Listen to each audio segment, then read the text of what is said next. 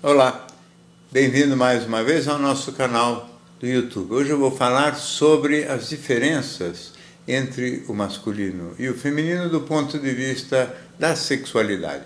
A grande, talvez a maior das diferenças entre os gêneros tem a ver realmente com o sexo. Não só com as manifestações sexuais secundárias, quer dizer, a existência de órgãos e protuberâncias e mudanças no corpo do masculino e feminino bastante representativas, além das diferenças anatômicas que surgem já no nascimento, diferenças hormonais.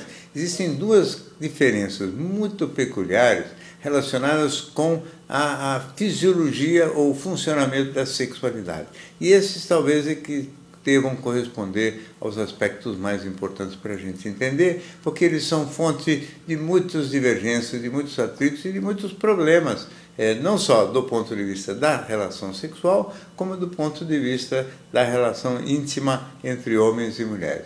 A primeira dessas diferenças, a partir sempre da puberdade e adolescência, é o surgimento de um forte desejo visual masculino. Os homens são muito mais visuais do que as mulheres. Eu tenho dito isso já há mais de 30 anos, obviamente tem autores anteriores que também fundamentaram suas reflexões em cima disso, mas talvez eu tenha desenvolvido com mais profundidade esta diferença. E algumas mulheres dizem que isso não é verdade, que na verdade elas também têm um desejo visual muito forte, quer dizer, quando olham um corpo de homem ficam muito querendo agarrá-los. Isso pode ser verdade e parece que o é em um pequeno grupo de mulheres, mas a grande maioria das mulheres, na verdade, não tem desejo visual na intensidade, pelo menos, que os homens têm. O desejo tem que ser entendido como uma coisa muito peculiar, quer dizer, uma vontade, um surgimento de um anseio erótico forte e uma vontade de agarrar, de se acoplar àquele objeto que provoca o desejo e, se esfregando nesse objeto, conseguir realizar, vamos dizer assim, a satisfação desse anseio erótico que surge. Isso aqui é muito característico masculino, inclusive nos mamíferos em geral. Se nos mamíferos o desejo dos machos não é estimulado pela visão e sim pelo olfato, quer dizer, as fêmeas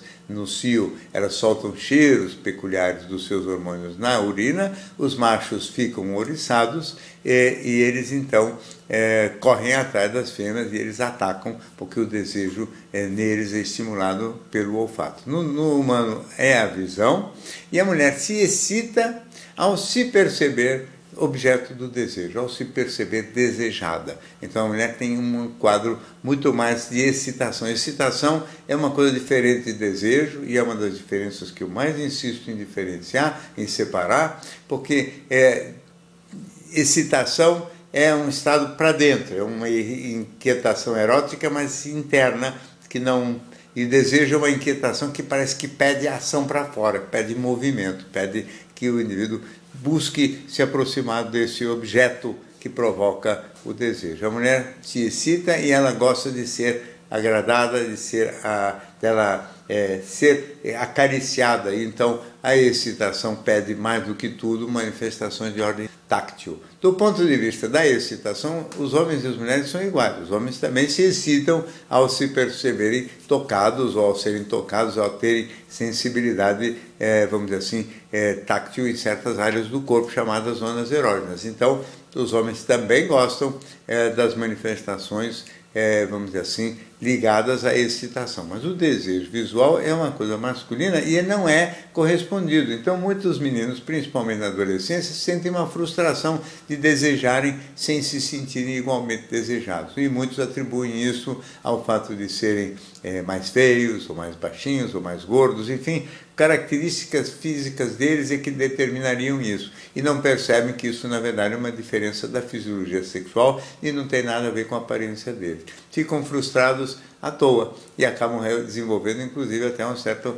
rancor contra a figura feminina, injusto, porque na verdade é uma diferença que define a fisiologia e que nesse aspecto privilegia as moças, em particular aquelas mais bonitas, mas privilegia as menos bonitas também, porque de algum modo elas sempre atraem um determinado grupo de homens. Então o desejo visual é uma característica masculina que não existe igual nas mulheres e que às vezes é difícil de ser entendido um pelo outro, porque as pessoas não conseguem muito bem entender a cabeça daqueles que não têm propriedades muito parecidas com as suas. Então as mulheres às vezes ficam muito irritadas porque os seus parceiros estão de repente olhando para algumas outras moças ou para algumas outras mulheres, sem que isso signifique uma vontade de ofender nem coisa nenhuma, é simplesmente quase que um mecanismo automático que surge na fisiologia masculina de não ficar sensível a outros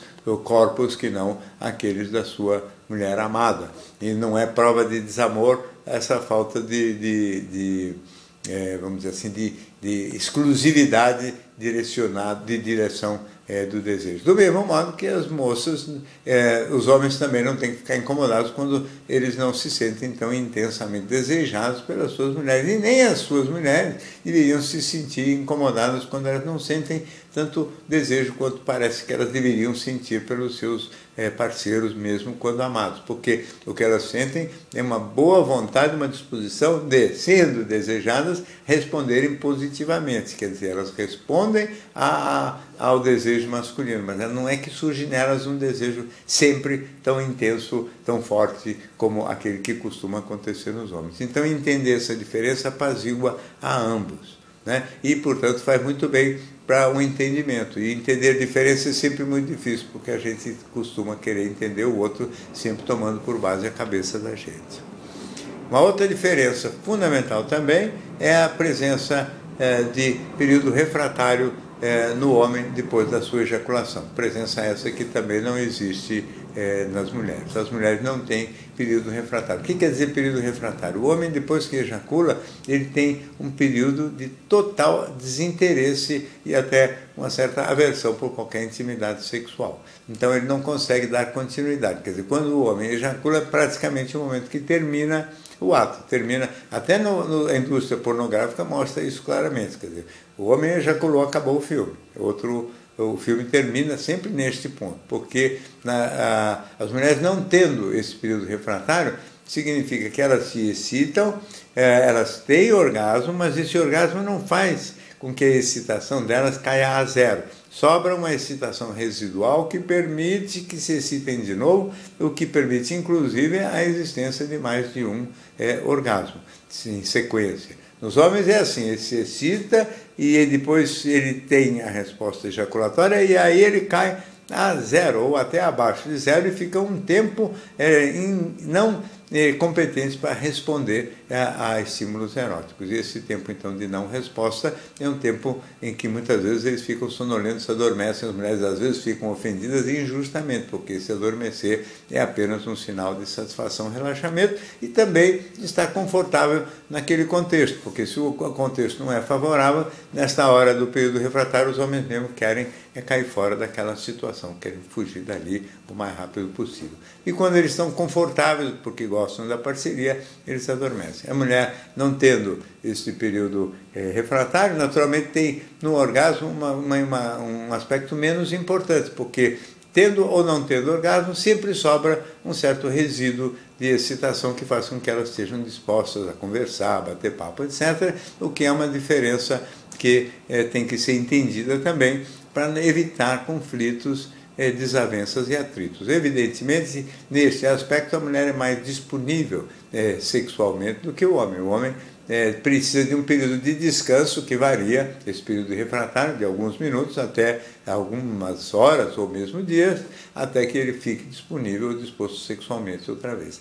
É assim a vida, mas essas diferenças têm que ser compreendidas, respeitadas, para que casais consigam conviver em harmonia e conviver com o mínimo de desentendimento, conflitos por motivos que na realidade não dependem deles e sim da própria fisiologia humana. Muito bem, essa é a nossa participação a mais aqui no nosso canal do YouTube. Você, se gosta, inscreva-se e acompanhe. Toda semana temos novidade por aqui. Até a próxima.